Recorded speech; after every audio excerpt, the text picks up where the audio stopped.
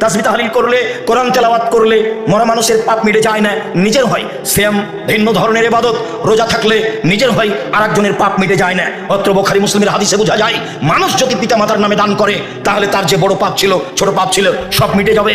হাদিস বুখারী মুসলিম।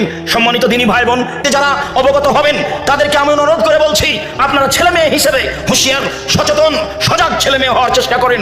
বাপের যে কোনো মূল্যে উপকার করতে হবে, মায়ের যে কোনো মূল্যে উপকার করতে হবে, দাদা দাদির যে কোনো মূল্যে উপকার করতে হবে। তাদের অর্থ সম্পদ ভোগ করছি, তাদের জমি জায়গায় বাড়ি ঘর করে বসবাস করছি, সহজ পথ তাদের নামে দান করলে তাদের কবরের শাস্তি মিটে যাবে, পাপ মিটে যাবে। এই কথা মুহাম্মদ সাল্লাল্লাহু আলাইহি সাল্লাম বলেন।